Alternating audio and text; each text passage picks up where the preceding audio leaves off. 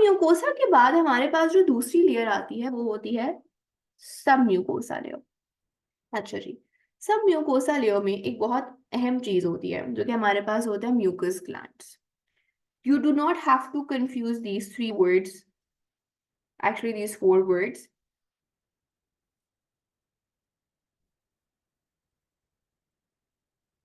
ये चारों हमारे पास डिफरेंट वर्ड्स हैं।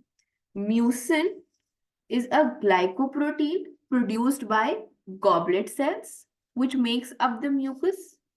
ठीक है। Mucus gland is one of the glands which is also involved in the formation of mucus, and we will understand how mucin and mucus gland together collaborate in the production of mucus। और mucosa हमारी first layer expose to the tracheal lumen का नाम है। ठीक है, these are the four different words. Be particular of their spellings and be particular of their roles. Mucus gland is not this. Yes, mucus gland हमारा mucus बना जरूर रहा होता है, but you do not write the spelling of the mucus gland. If you write the spelling in the exam paper, you will not get any marks. Okay जी, हमारे पास सब म्यूकोसा जो लेयर होती है उसमें जो अहम तरीन चीज होती है वो हमारे पास होता है म्यूकस ग्लैंड्स। ग्लैंड्स हमारे पास म्यूकोसा लेयर की आप बात कर रहे हो देन। अच्छा, अभी हम लोग Hazra was in the meeting, she just got disconnected, तो मैंने म्यूकोसा अभी कवर कर लिया। मैं जल्दी से आपको कवर करवा देती हूँ and for the detail explanation refer to the recording. Mucous, अच्छा हमारे पास ल्यूमन, ल्यूमन क्या, ओके परफेक्ट, मैं जल्दी से आपको एक डिब्रीफिंग कर देती हूँ।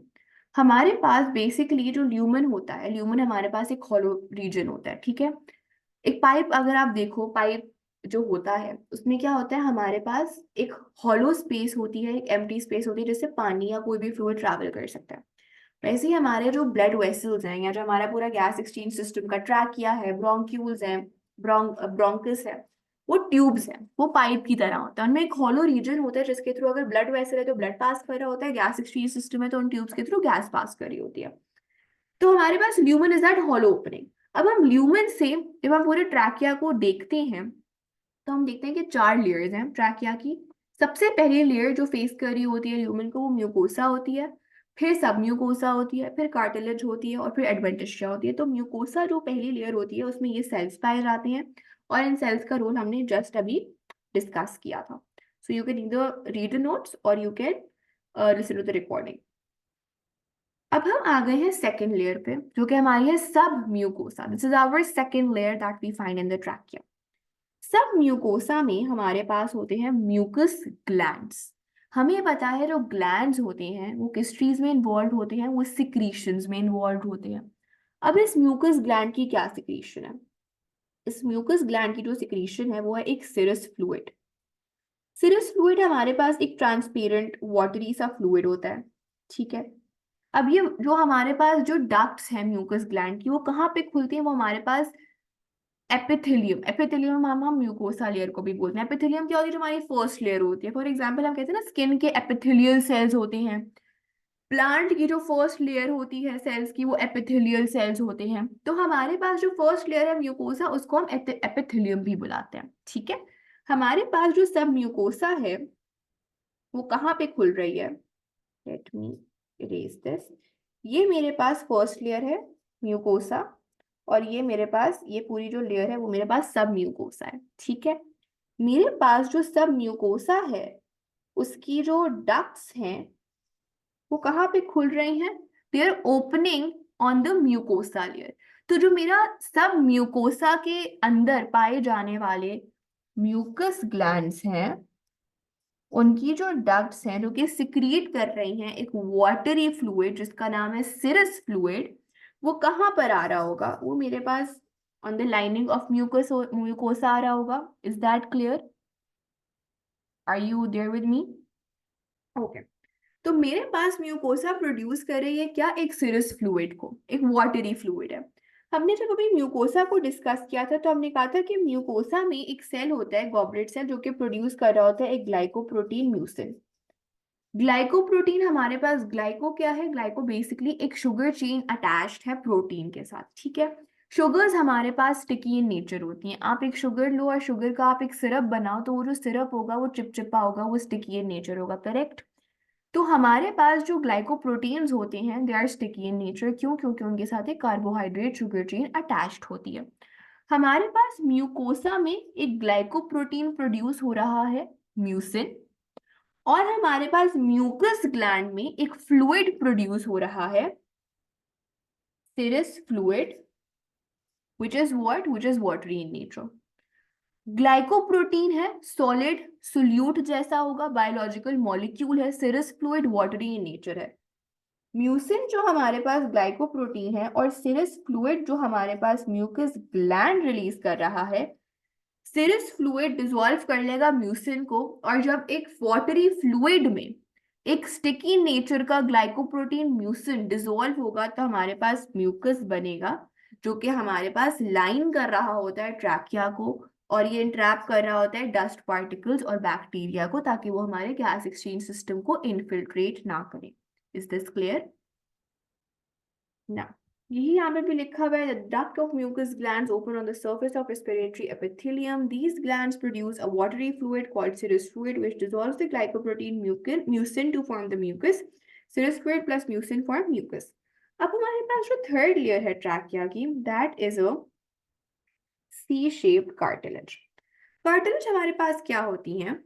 कार्टिलेज हमारे पास सॉफ्ट बोन्स होती हैं। एक हमारे पास बोन्स होती हैं, ठीक है, एक हमारे पास सॉफ्टर बोन्स होती हैं। कार्टिलेज हमारे पास सॉफ्ट बोन होती है। ये जो कार्टिलेज ट्रैकिया में नजर आती है या ट्रैकिया में पाई जाती है, उसका जो स्ट्रक्चर है या जो उसकी शेप है, it's a C shaped cartilage, ठीक है। अब सवाल ये उठता है कि हमारे पास ये पूरी इसको क्यों इस तरह से सर्कुलर लाइन नहीं कर सकती थी? उसकी वजह ये है, अगर हम एनाटॉमिकली देखें तो हमें नोटिस करेंगे कि मेरा जो ट्रैकिया है ना, ये पूरा, इसके पीछे आई हैव एन एसोफेगस।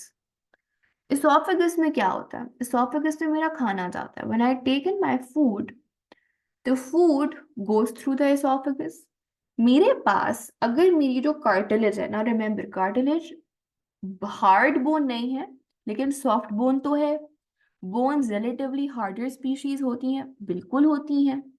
तो हमारे पास इट्स अ सॉफ्ट बोन, तभी उसको कार्टिलेज कहते हैं। तो हमारे पास अगर ये फुल सर्क्यूलर कार्टिलेज होती तो ये हमारे पास प्रेशर फोर्स एक्सर्ट करती किस पर? हमारे एसोफेगस पर। अगर ये एसोफेगस की तरफ मेरे पास कार्टिलेज होती और ये प्रेशर एक्सर्ट कर रही होती मेरे पास एसोफेगस के ऊपर, तो मेरा जो खाने को सोलो करने का प्रोसेस है वो बहुत डिफिकल्ट हो जाता है, मेरा खाना चोक करता because of the presence of this cartilage which is exerting a force onto the esophagus. इसीलिए मेरे पास जो esophagus की तरफ जो रीजन ऑफ द कार्टिलेज है वो मेरे पास स्मूथ मसल्स हैं। ये मेरे पास जो स्मूथ मसल की लेयर है which is facing towards the esophagus, ये एक स्मूथ मसल की लेयर है। स्मूथ मसल्स मेरे पास कॉन्ट्रैक्ट और रिलैक्स कर सकते हैं। तो जब मैं खाना वो कर रही होंगी, क्या कहते हैं, swallow कर रही होंगी, यहाँ से जब मेरा खाना जा रहा होगा esophagus के थ्रू, तो मेरे पास जो ये मसल्स होंगे, स्मूथ मसल्स, वो कॉन्ट्रैक्ट हो जाएंगे आराम से, और जब खाना swallow करके नीचे उतर जाएगा तो वो वापस रिलैक्स हो जाएंगे। अगर यहाँ पर मेरे पास कार्टिलेज होती, कार्टिलेज एक सॉफ्ट बोन है, वो कभी भी कॉन्ट्रैक्ट और रिलैक्स नहीं करती, वो तो बल्कि पुश एक्सर्ट कर रही होती फोर्स को, और मेरे जो सॉल्विंग के प्रोसेस को बहुत पेनफुल और मुश्किल बना रही होती। Is that clear? अच्छा जी। अच्छा, अब दूसरा क्या रोल है सी शेप? अच्छा, ये तो हमने अंडरस्टैंड कर लिया कि वो सी शेप्ड क्यों है, कंप्लीट सर्कुलर क्यों नहीं है। Let's talk about why is a cartilage important. हमारे पास लेयर्स थी, अभी हमने म्यूकोसा लेयर देखा, वो सिर्फ सेल से बनी हुई है। हमारे पास हमने देखा सब म्यूकोसा म्यूकस ग्लैंड है। हमारे पास कार्टिलेज बेसिकली जिन सेल से बनती है उनको कॉन्ड्रोसाइट्स कहते हैं। जैसे हमारे पास, आपने शायद ये लफ्ज सुना हो कि हमारे पास जो बोन्स हैं वो ऑस्टियोसाइट्स से बनी हुई होती हैं, ठीक है। हमारे पास जो साइट्स लफ्ज है ना, वो सेल्स के लिए होता है। साइट्स का मतलब सेल्स, फॉर एग्जांपल आरबीसीज को एरिथ्रोसाइट्स कहते हैं, डब्ल्यूबीसीज को ल्यूकोसाइट्स कहते हैं। Cytes is basically for cell. Chondro chondro basically हमारे पास कार्टिलेज सेल्स, कॉन्ट्रोसाइट्स का मतलब कार्टिलेज सेल्स, तो the cells which are making up the cartilage are called chondrocytes. अच्छा जी, अब हमारे पास एज आई सेड की कार्टिलेज जो होती है वो क्या होती है, वो होती है एक अदद सॉफ्ट बोन। तो अगर हमारे पास कार्टिलेज एक सॉफ्ट बोन है तो उसका पर्पस क्या है, हमारे पास एक पाइप को मुझे खुला रखना है, मेरा किसी भी पॉइंट एयर प्रेशर है, मैं गैस इनहेल कर रही हूँ, I am taking in air, right. Air का अपना एक प्रेशर होता है, करेक्ट। मेरे पास जो एयर का प्रेशर है, अगर उस एयर के प्रेशर की वजह से जो मेरी ये ट्रैकियल ट्यूब्स हैं वो कोलैप्स कर जाएं, तो मेरा तो पूरा गैस एक्सचेंज सिस्टम ही कोलैप्स कर जाएगा, गैस एक्सचेंज सिस्टम कोलैप्स कर जाएगा, तो मेरे पास गैस एक्सचेंज किस तरह से होगी, तो मुझे अपना जो ये पूरा पाथवे है, जो मेरी पूरी ट्यूब्स है, मुझे ये हर वक्त खुली रखनी है, ये प्रेशर की वजह से कोलैप्स नहीं करनी चाहिए, ब्रेक डाउन नहीं करनी चाहिए, they should always be open. Now cartilage is a soft bone, it would ensure that the gas exchange tubes are kept patent, patent का मतलब है कि वो खुली रहें, वो कोलैप्स ना करें, उनको एक मजबूती, एक स्ट्रक्चर के लिए मुझे ये सॉफ्ट बोन, एक कार्टिलेज चाहिए in order for my gas exchange system to not collapse. Is this clear, the rule of C-shaped cartilage? Now let's talk about the smooth muscles. वैसे तो मैंने आपको बता दिया है, अभी जब मैं एसोफेगस के पॉइंट ऑफ व्यू से लिंक कर रही थी।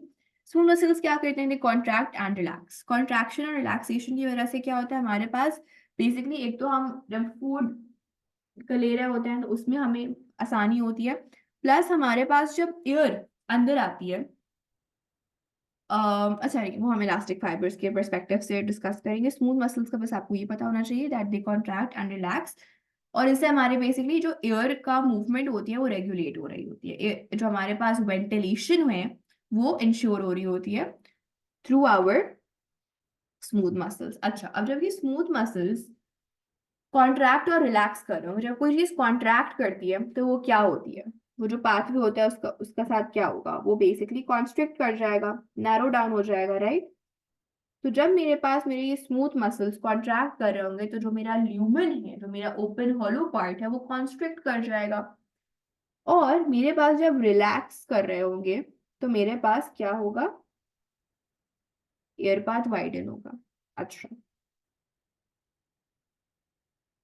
ये मेरे पास एयर पाथ वाइडन कब होगा, जब मेरे पास एयर अंदर आ रही होगी, when the air is entering, जब एयर पास हो रही होगी तो मेरे पास ऑब्वियसली एयर का वॉल्यूम आ रहा है, एक चीज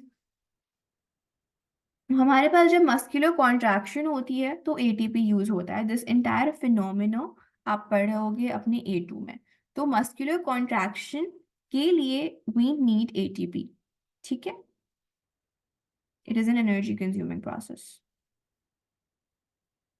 now when the air is entering, तो एयर ऑब्वियसली जब एंटर हो रही होगी तो हमारे पास जो एयरवे है, जो हमारा पाथवे है, वो वाइडन होगा, और जब हमारे पास एयर क्रॉस करके चली जाएगी तो हमारे पास क्या कहते हैं, वो वापस से अपनी ओरिजिनल पोजीशन पर, ओरिजिनल लेंथ पर आ जाएगा। So this is basically trachea, ये ट्रैकिया का पूरा ट्रांसवर्स सेक्शन है। हमारे पास चार बेसिकली क्या कहते हैं लेयर्स हैं, mucosa, submucosa, cartilage and adventitia. Is that clear, can you proceed to bronchus?